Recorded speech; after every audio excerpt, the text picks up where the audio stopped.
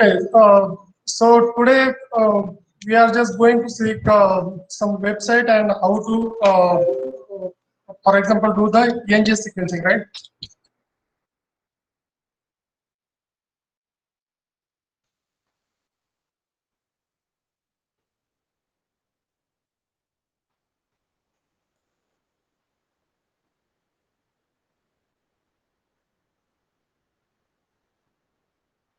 So most of time student they are not much responsive to the this one question. So slowly.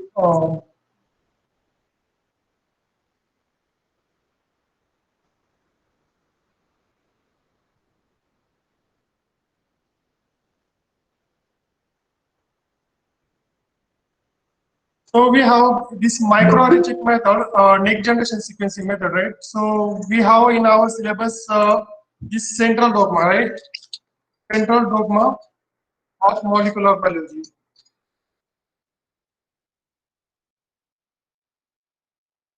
So the central dogma of molecular biology we have. This is our central dogma. So this is DNA, this is RNA, then this is protein. Now DNA is replicating itself into the DNA molecule, and then this DNA molecule is getting transcribed into DNA to RNA via this RNA polymerase. And then this RNA here we have, and this RNA will be getting converted into the protein with the ribosome. And how this sequence is read, it is based on this genetic code table. Okay, so these all things we have already covered. This is just for revision. So we have, for example, UUU sequence. It means it is phenylalanine. If it is a CCA sequence, it means it is proline. Okay. So likewise, you can read this sequence of RNA. So here we are studying what is next generation sequencing. So in contrast to microarray method, sequence-based approaches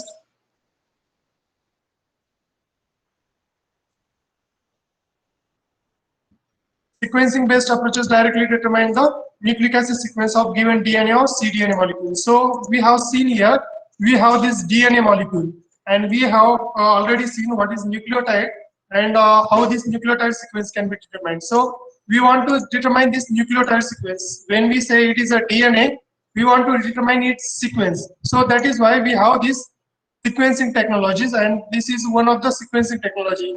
So sequence-based approaches directly determine the nucleic acid sequences. Okay, so microarray does not directly determine this sequence. It is not sequence-based approach, but the sequencing is a sequence-based approach. So directly we can determine the sequence of DNA or RNA. So this table, for example, AAA, GGG, CCC, CAG, this sequence if you have in your DNA, it can be determined with the help of this sequencing methodologies.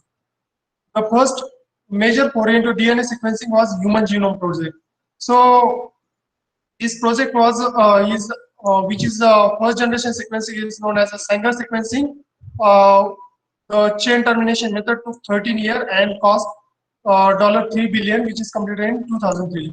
So basically, this project. So what happened? So people were aware of this thing. DNA going to give the RNA, RNA going to give the protein. So that is a central dogma. Now people wanted to synthesize their own genome, right? For example, human genome sequence is there, and people are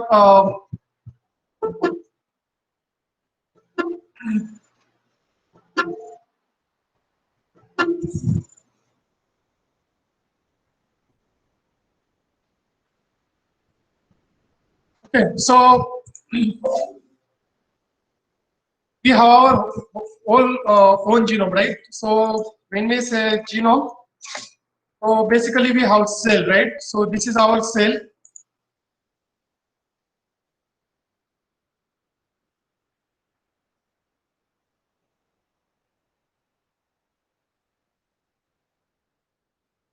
So this is our cell.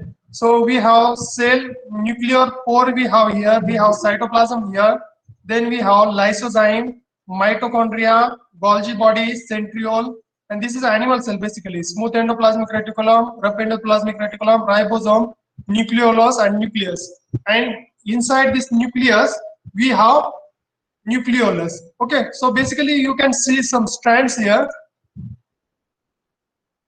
So you can see some strands here. So this is our chromosomes. Okay. So when we say chromosome is present inside the nucleus, it means that this chromosome is there. So we are talking about next generation sequencing. We have already seen DNA gives rise to the RNA, RNA gives rise to the protein, and now our aim is to get the protein sequence of this nucleotide. So this thread-like structure, what we see here, we want to determine its structure. What is the structure of this thread-like structure? So basically, what is sequence of this DNA we want to determine, because we basically the information in the DNA which is being uh, transcribed into the RNA, and then RNA information gives the protein, and protein are the things which gives us phenotype, right? If somebody has a darker tone of the darker tone of the skin or the lighter tone, that is being determined by this genome sequence, right? So human genome, people started working on human genome project. They wanted to determine whole genome sequence. So that for that one, Sanger sequencing approach was there, and it took around huge amount of money, like $3 billion. It has been taken. Compared to conventional Sanger sequencing using the capillary electrophoresis, short read massive parallel sequencing is fundamentally different approach that revolutionized the sequencing capability and launched the second sequencing method, the next generation sequencing, that provide the magnitude more data at much lower cost. So what was Sanger sequencing? So Sanger sequencing was basically dideoxy based sequencing. Okay. So previously this Sanger sequencing method were being used. Okay.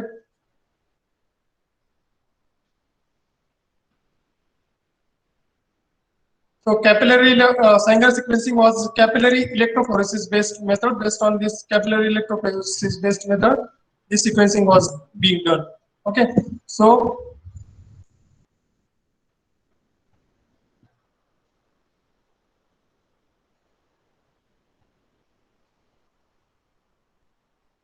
we have, when we say we want to determine the human genome sequence, so for example, we have this template DNA, and this primer is there, it is going to attach with this sequence. So when we say primer, it means that the sequence which is complementary to this sequence. So we have this green sequence.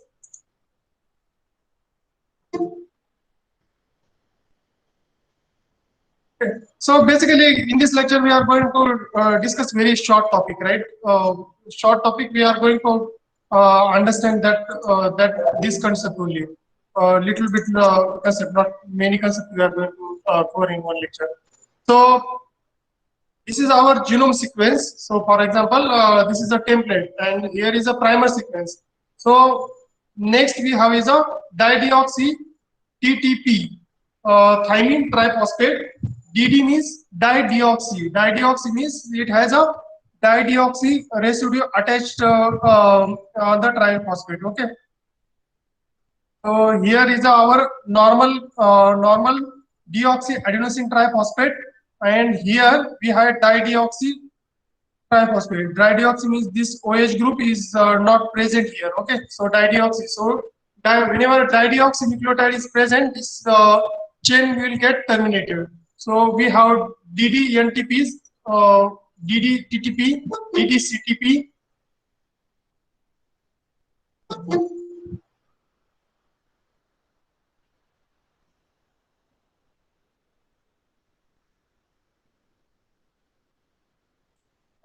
So we have these many nucleotides: DD-TTP, DD-CTP, DD-ATP, DD-GTP. Okay, so we know if you have PCR primer and if you have genome sequence, if you are putting primer on that sequence, this all sequence will get amplified, right?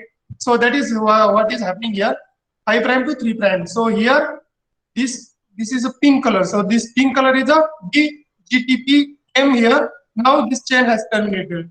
Again, pink color, DGTP, DDGTP, dideoxy GTP came, chain get terminated. Again, after some time, TTP came, this chain get terminated. So basically what happened is that if you have both natural nucleotides as well as dideoxynucleotide, whenever dideoxynucleotide is encountered, the chain will get terminated at the different length. Okay, so normally in the PCR, we get millions of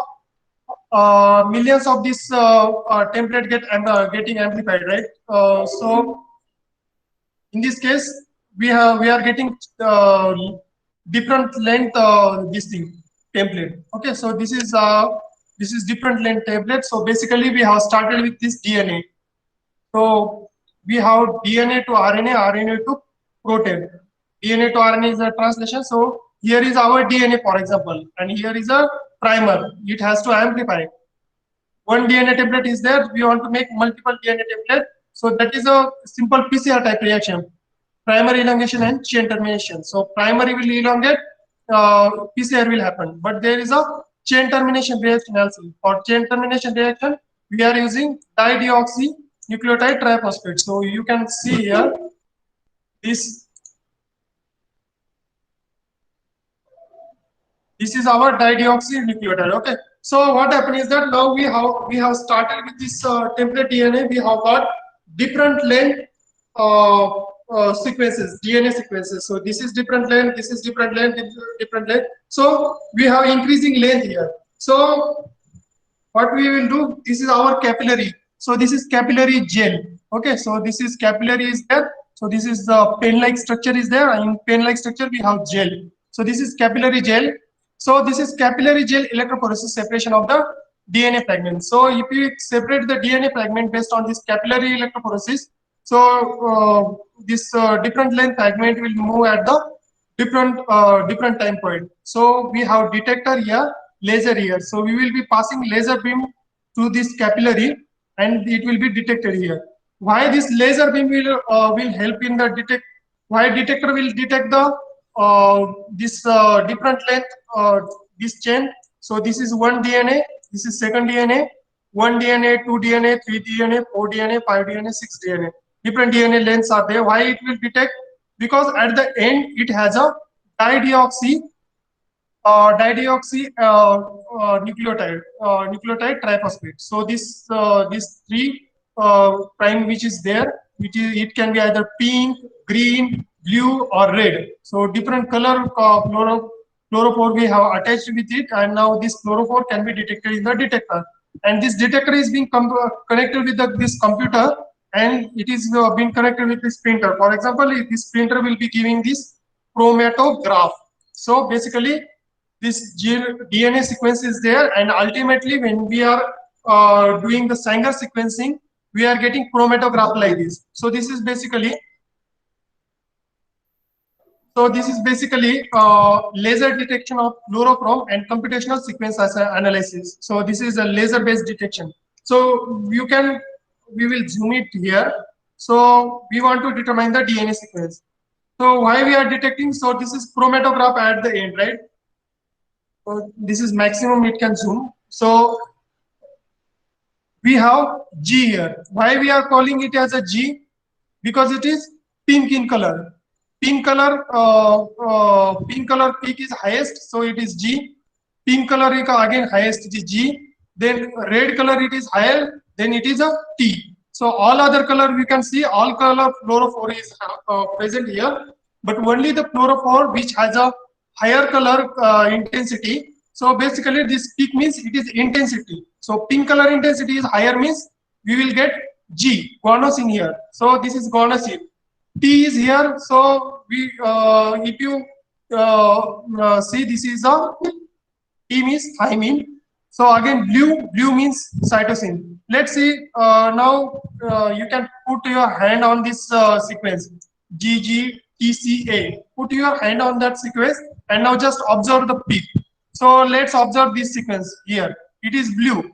Blue means it should be C. Okay, blue. It should be C. Again here it is blue. It should be C. Here it is blue. It should be C. Now green. Green means it should be A. Green means it should be A.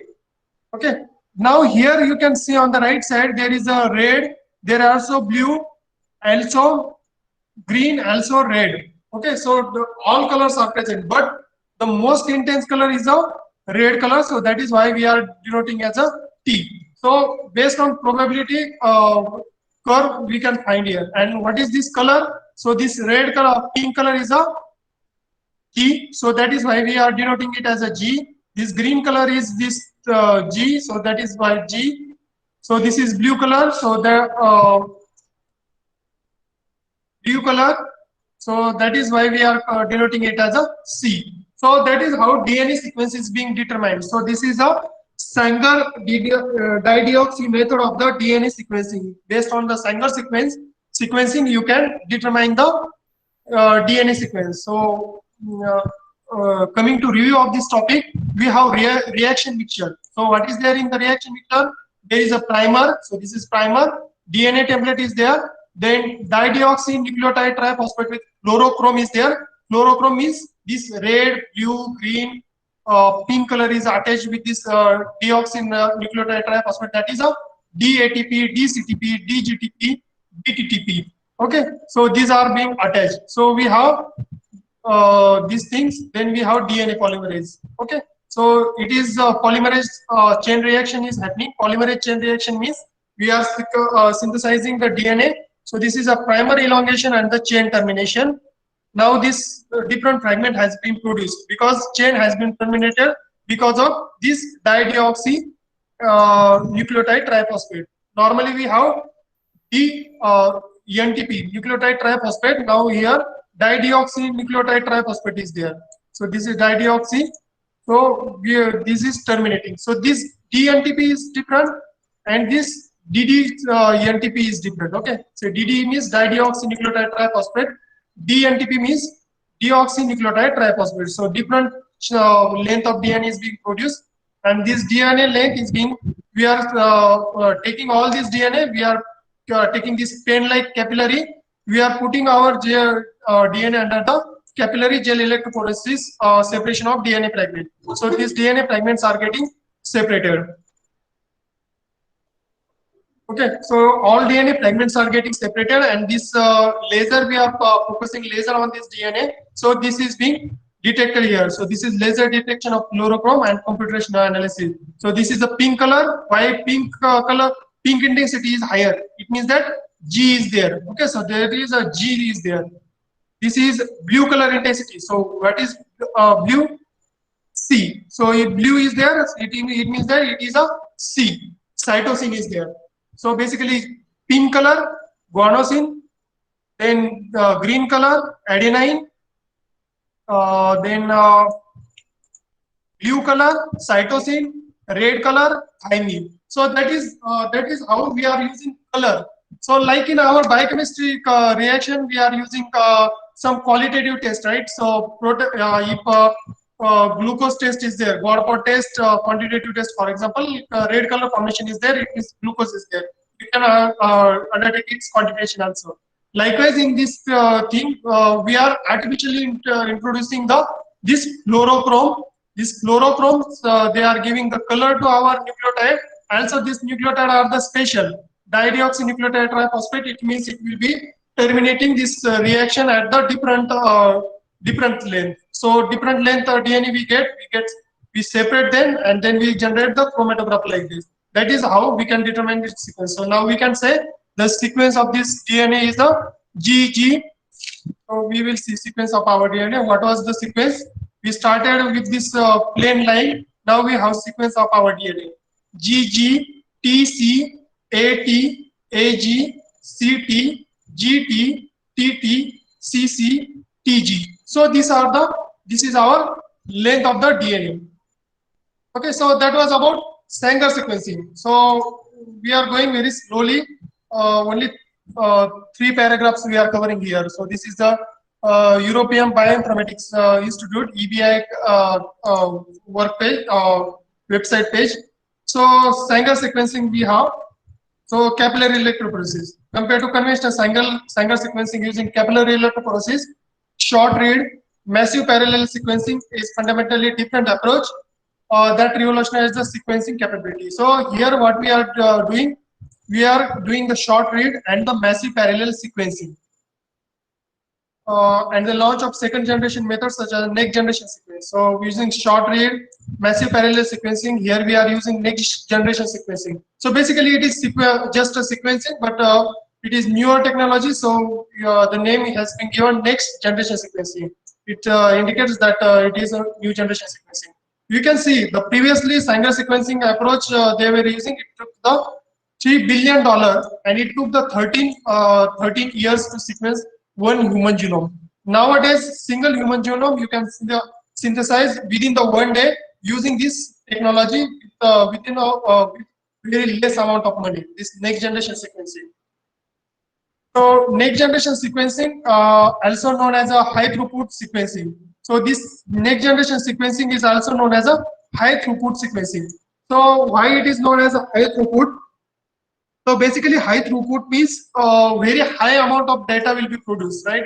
So as a student, you will be more aware than us about this high throughput data analysis, like this what we say next generation. You all may be using this Facebook, right? So that is basically they are using this high throughput image analysis, artificial intelligence. So basically they are taking your all images you are taking, and based on your previous images, they can identify your next image. So you have uploaded a lot of images previously on Facebook, and now you are uploading next image. Now immediately it will say, okay, this is Vikas. Okay, so it will identify this person without you naming that also. So basically that is a image based analysis of your image based on this artificial intelligence. So many techniques like convolution neural network techniques they will use. So that is a different thing, but basically high throughput data analysis will be done. So here next generation sequencing is also, we are getting a lot of data. So we are using high throughput sequencing here. Is a catch term used to describe a number of different modern technology. This technology allows sequencing of DNA and RNA much more quickly and cheaply than previously based Sanger sequencing. Okay, so this technology, high throughput sequencing technology, is a cheaper technology compared to Sanger sequencing, and as a revolutionized the study of genomics and molecular biology. So whenever people say genomics and molecular biology, so it is basically you have genome. So we all have genome in our cell, and people want to study what particular portion of that genome does, what work it does. So and molecular biology is also like this. Genome is genome related. Molecular biology means people are cloning that thing and they are observing whether it is a protein is producing, whether it is coding or non-coding. If protein is producing, what is its function? So that is the study of the genome and molecular biology. Such technologies include the advantage. So what is advantages of NGS? Next generation sequencing can be used to revolutionize the DNA and RNA sample. So, the NGS can be used to analyze the DNA and RNA sample. So we have DNA sample, RNA sample. Already we saw here, we have this DNA sample. We are analyzing here Sanger sequencing and we are getting its sequence. So that's it. So simple thing. We have this sequence, we don't know its sequence, and we want to know the sequence of this single line. So that is our Sanger sequence. So likewise, this next generation sequencing can also be used for analyzing DNA and RNA samples and is popular tool for the functional genomics. Okay, so what is function of particular portion of genome that we can identify? In contrast to microarray based methods, NGS based approaches has several advantages. Okay, so basically microarray is also one of the techniques. So this is a microarray.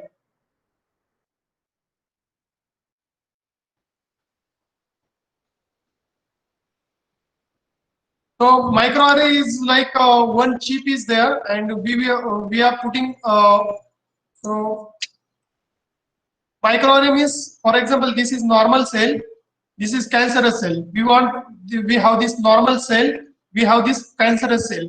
Now we want to determine its differences. Okay, what is differences of what genes are being expressed and what genes are not being expressed. So this is a normal cell. This is mRNA we are getting from here. This is cancer. So somebody has a cancer, and now this is a mRNA, messenger RNA we are isolating. Uh, so cell sample we have normal cell and the cancer cell. We are culturing these cells in the cell culture. Now we are isolating the RNA. This is the RNA isolation. Now reverse transcription and labeling. This mRNA is there. We are converting this mRNA into the cDNA. So complementary DNA. So cDNA means similar sequence to the DNA, previous DNA, but just instead of T we have uracil, and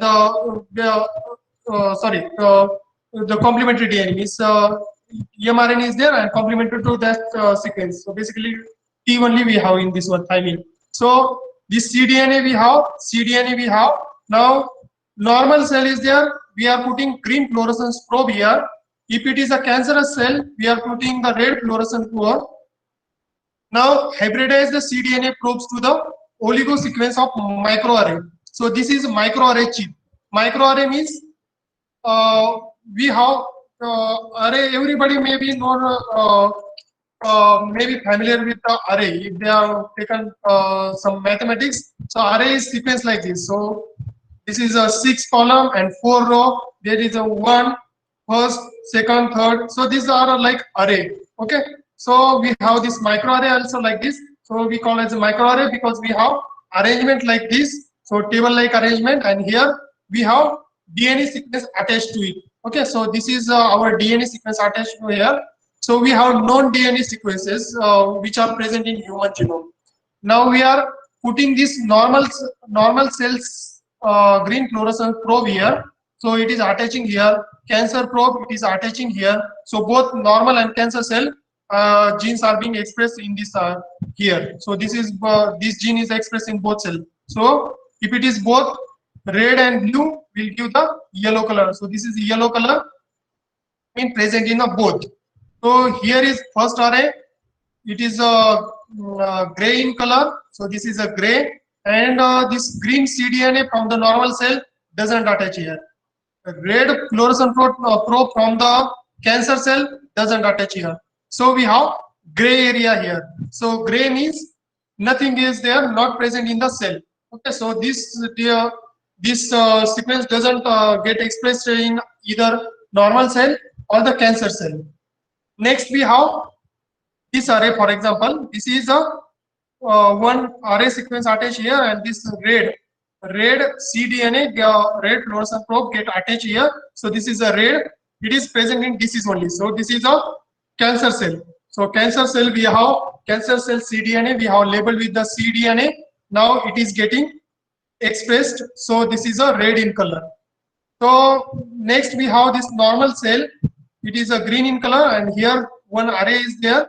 It is we have attached known probe sequence. Now this green cDNA is getting attached here. So this is a green in color. So this is present in the normal cell. So basically 1, 2, 3, 4, 5, 6, 7, 8, 9, 10, 11, 12. So we have 12 different probe sequence here. And for example, you assume it they are like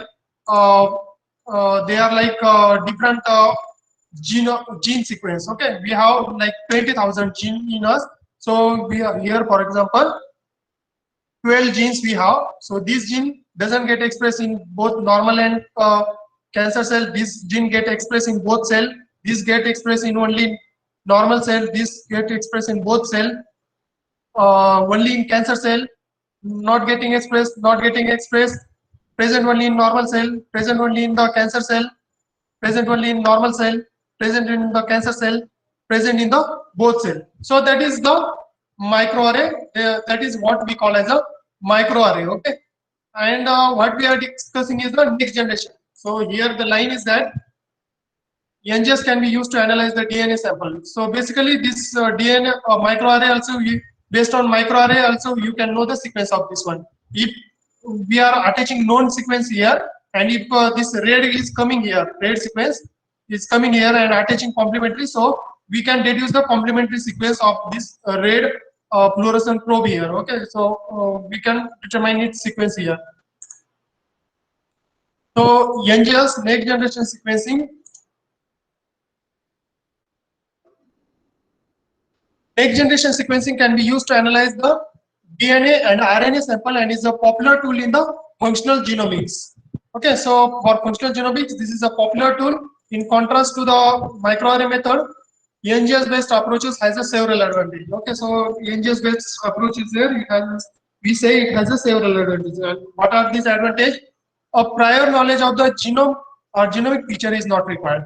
So here prior knowledge of genome or genomic feature is not required. So let's come to the microarray. Whether prior knowledge of genomic features required. So here some probe is required. So we require some knowledge of this previous genome. Okay. It offers single nucleotide resolution, making it possible to detect the related genes or feature. Single nucleotide resolution can be determined. Alternatively, spliced transcript, allelic gene variant, and the single nucleotide polymorphism. Okay, so we can determine the spliced transcript. So let's see what is spliced transcript.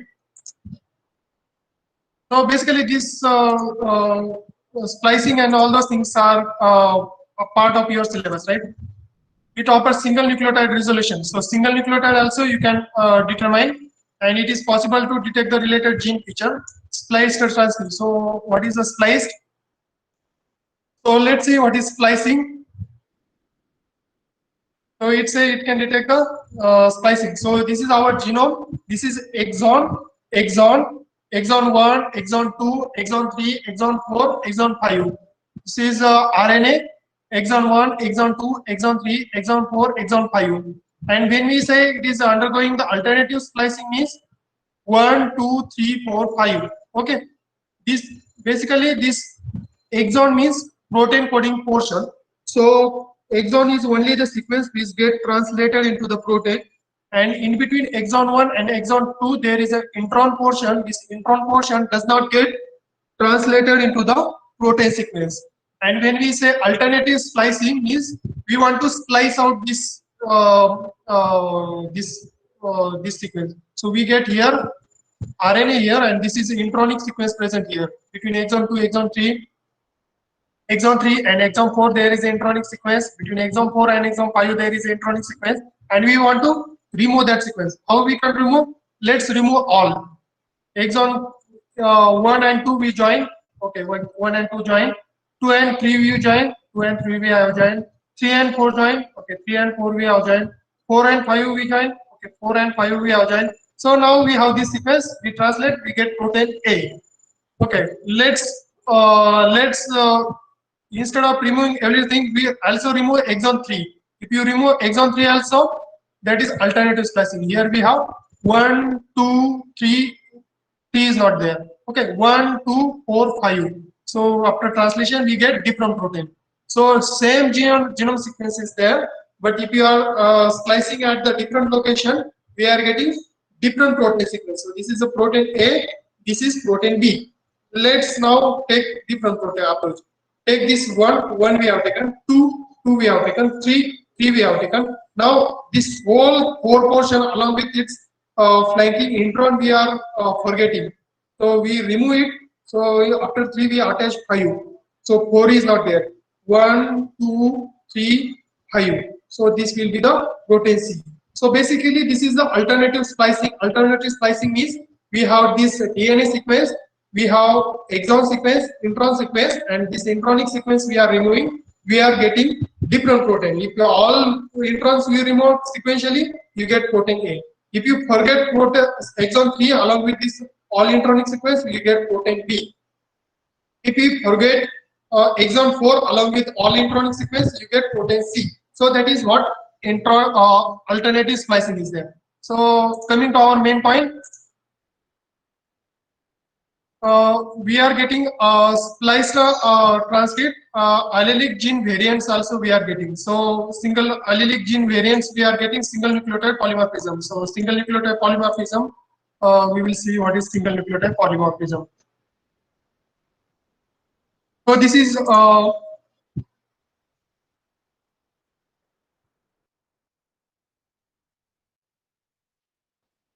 So this is our one DNA and this is our second DNA. And this here there is a blue color attached and here it is a green color attached. Means one nucleotide it gets replaced by the other nucleotide. So that is a single nucleotide polymorphism. So a single nucleotide change is the single nucleotide polymorphism. So here we have this DNA sequence and here is another same DNA sequence, but instead here, for example, if it is A here, instead of A, here is it is a C, for example, you assume it as a C. So that is a single nucleotide polymorphism. Single nucleotide is changing and that we are calling as the single nucleotide polymorphism. So this single nucleotide can give the different phenotype. So okay, so cow is there. If for example, so there is some nucleotide change in there in its casein gene. Okay, for example, so casein production can be lower or higher. So this cow has a, for example, one nucleotide here change in the casein. It has a second nucleotide change here. So this cow will give more milk. This cow will give lesser milk because of single nucleotide difference. Okay, so that is a single nucleotide polymorphism. So let's see what is allelic gene variants.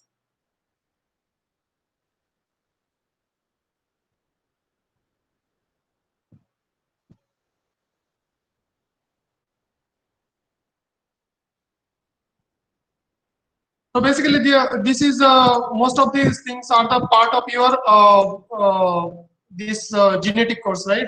So we all know that the alleles, different versions of same variants, is called alleles. For example, ESNP may have two different bases, C and T. Okay, so because of ESNP, you can create the different variant of same gene. We call that variants as a alleles. Okay, so that is alleles. So coming to our major point, advantages of the NGS. What are the advantages of next generation sequencing? It offers single nucleotide resolution, making it possible to detect the related gene feature. Okay, single nucleotide resolution. Single nucleotide also it can detect. Alternatively, spliced variants it can detect. Allelic gene variants it can detect. Single nucleotide polymorphism it can detect. Next, highly dynamic range of signal. So signal range is a higher dynamic range, require less of DNA and RNA as an input. So only nanogram of material is sufficient. Very less DNA and RNA is required for this NGS. It has a higher reproducibility. So reproducibility is also higher. NGS technologies. So what are the NGS technologies? So basically we are seeing this different technology, Illumina, Solexa sequencing technology, or Rocket, 454 sequencing, Ion Torrent or Proton, PGM sequencing. These are the sequencing technologies. So let's see what is Illumina, Solexa sequencing technology. So Illumina sequencing works by simultaneously identify the base DNA bases as each base eliminate the unique fluorescence signals and adding them to the nucleic acid chain. Okay, so this Illumina sequencing is working by simultaneously identifying DNA base. So simultaneously DNA bases you can identify. Here in the Sanger sequence we saw only one nucleotide we can identify based on the different length of this one. In this Sanger sequencing, simultaneously you can identify the DNA bases as each base emit the unique fluorescence signal. Here also, in this technology also, we are using fluorescence signal only, right? Fluorescence signal only we are going to identify and adding them to the nucleic acid chain. So let's see what is Illumina Solexa sequencing.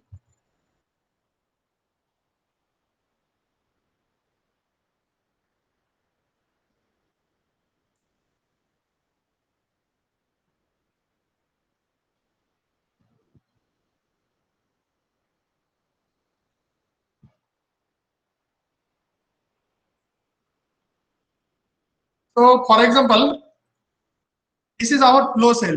Okay, so in microarray we say microarray chip. In the next generation sequencing we set this cell as a flow cell. Okay, so flow cell is there, we have attached adapter here. So this is red adapter is there, green adapter is there, and this is our DNA sequence. So what is DNA sequence? This blue portion here, what you see here is our DNA portion for whom we want to determine its sequence. So how to determine its sequence? You attach adapter here. So green is attached to green, complementary red can attach. So you attach red adapter here. On the top, you attach green adapter. Okay, so this green will bend here in the second step and it will get attached with the red. Okay, so it has bended. So this green, it has bended and now it has attached here. So DNA fold over into the bridge like shape. So this is a bridge. Okay, so like we have two so some river is there and we want to cross that river. So here we can make bridge like this. So this is our bridge. Okay, so this bridge is there. Next we add primer here. So we can add primer here. Now complementary reverse strand is made. We know that DNA complementary sequence can be made. So here primer we have attached. Now it is going and making the complementary reverse strand is being made here. Okay. So this is a reverse strand. Now again this bridge gets separated. We have forward strand. So this was our forward strand, and now complementary strand we have here near here. Okay, so that is how we get clonal copies of both forward and reverse strand. That is in the cluster. So based on this one, we get clonal copies here. So forward strand, reverse strand, both clonal copies we get. Okay, so both forward and reverse strand synthesis we can do with this here. So this is this Illumina sequencing approach. Next we have Roche 454 sequencing. This method is based on pyro sequencing. So let's see what is this sequencing.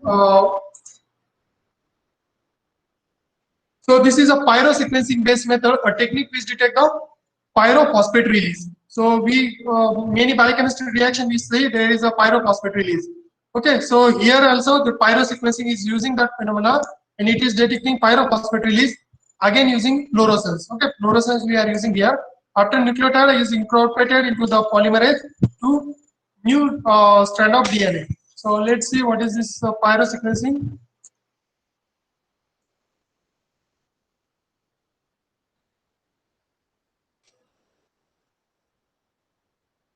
So basically same page you will be getting this information. So here is this slide is loaded with the 4 nucleotide.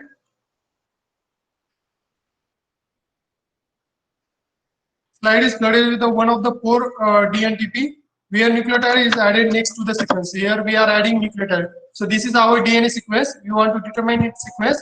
We have DNA polymerase. Okay, so if we want to synthesize complementary DNA, we need to have DNA polymerase. So that is why we have this purple color DNA polymerase here. This TT we have. The slide is flooded with one of the 4 DNTP where nucleotide is next to the sequence is added to the sequence read. If the sequence base repeats, then more will be added and it will be flooded with the guanine base next to the G will be added. So basically we are adding different nucleotide at a particular time point, and if you say fluorescence, so this DNTP washed away next to DNTP mixture and we can see the cycling. So based on this one, nucleotide sequence we can determine. Fluorescence sequence, nucleotide sequence. So we will come to this point again, but basically this is like light we are putting light rays and it is getting excited, okay, light because of light signal. So this thing is there. Then ion torrent proton PGM sequencing is there. So what is this ion torrent PGM sequencing? So ion torrent sequencing measures the direct release of the proton from the incorporation of the individual base by DNA polymerase. So how much hydrogen ion, okay, H plus proton is being released, that proton amount we are detecting. So that is why it is called as ion torrent, because H plus is a ion, we are detecting that ion release, okay, ion torrent. So this is like this ion torrent, and therefore differ previously to method and does not require the light. So this method requires light. NGS by Illumina, Solexa sequencing, Rocket 454 sequencing also required. Okay, here we say ion torrent. Now let's see what is ion torrent. Like 454, the slide is flooded with a single base. So here we are flooding with the T. For example, one of the DNTP with buffer and polymerase, one DNTP at a time. pH is detected is each of the well. and hydrogen ion release will decrease the pH. Okay, so once it is being added, T is added here complementary to the A. We all know adenosine double bonds with the thymine. So here thymine has been added. Now in this process, hydrogen has released. Now pH has decreased. Change in pH will allow us to determine if a base and how many, if that base and how many thereof was added to the sequence read. So based on this, how many bases? If you are adding one base, one hydrogen release. Two base, two hydrogen release. Based on that, different gradient pH we can get. So based on different pH value, we can get value. The DNTP is washed away, and the process is repeated cycling through the different DNTP process. So here we are adding T first. We can repeat this process with the G or A or C. So we will get all sequences complementary to this DNA. So this we can detect here pH change. Okay, so if pH change, if any is used, determine how many bases were added in each cycle. Okay, so for example, here is a TT is added. So how many bases added? TTT. T bases added. So pH will change very dramatically. So pH will change here. If you are just adding one base, only less pH. If you are adding one T, one A, slide base change. Again, only one C, slide base change. C. So pH will change depending here. For example, A is there. This A is there, adenosine is there. This much height it is changing. If you are adding two adenosine at a time, so your peak size will become double. So based on pH value, we can determine pH, how many hydrogen ion release in each cycle. That way we can determine its this thing, how many bases and which base is being added and how many bases is added. If you are adding T and there is a no adenosine, in that case no pH will change. Okay, so for example here they have tried at P and no pH change, so no base, no thymine was there. So instead we go to next base. So after C, it is a, not a T. Okay, that way we can determine the sequence of that genome. Okay, so this is ion term. Can you see any light here? We don't see any light involvement here, right? So this is a light independent. This is basically the ion dependent. Okay, let's see. Let's come to our previous one. Here we can see we are adding, the slide is flooded with the one of the, so this is basically 454 sequencing method. So slide is flooded with the one of the four NTP, where this nucleotide is next to the sequence, is added to the sequence read. That single base repeat, then more will be added. If it is single base, if two adenosine is there, 2T will be added. Okay. If that base repeat, then more will be added. If we flood with the guanine base next to the G will be added. However, if next part of the sequence is GGGG, then 4G will be added. Okay, so based on how many complementary bases you need, you can add that. Addition of each nucleotide release the right signal. Okay, you are adding adenosine is there, you are adding T, it will emit light. Near A, you are adding T, again light signal will be emitted. So this light signal we are detecting. And this light signal, you know, all the photomultiplier tube is there. The light will get converted into electrons, and this electronic circuit is there. And in that circuit, that how much light is being generated, we can measure. So it is very standardized physics portion, right? So this light signal is there. This location of these signals are detected and used to determine which period of nucleotide has to be added. Okay, so based on which base of nucleotide has to be added, you can detect it. This NTP mix is washed away. So this again this DNTP mix we can wash away. The next NTP mix is now added and the process repeated, cycling through the 4 cycle. Okay, so here we can add T, G. So different nucleotides we can add and we can detect the amount of signal. So nucleotide added and the fluorescence signal we can detect. This kind of sequencing generate a graph for each sequence. For each sequence we are getting this graph, and this is showing the signal density for each nucleotide wash. The sequence can then be determined computationally from the signal density in each wash. So each nucleotide, so this is a T, it has a higher signal, it means maybe 2 nucleotide, TT is there. Okay, this is A is there, no signal means after T there is no A. Now G is there, signal is there, it means after TT there is a G. After that we again added G, no signal, T, no signal.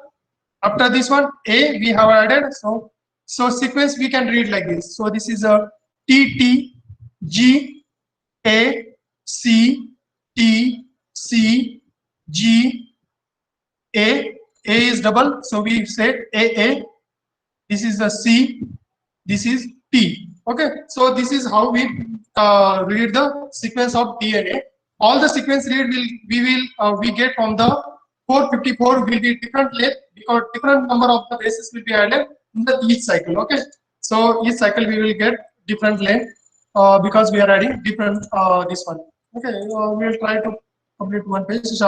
So the next will be the provided step-by-step explanation how these NGS technologies work. Okay, so next time maybe we will say in detail. Already I have explained what is the Illumina Solexa sequencing. It is light based. Rocket 454. It is again a light based. This is ion torrent. Proton PGM sequencing. It is a ion based. So this technology. So again we can see later in this one, right? So that's it for today's lecture, right?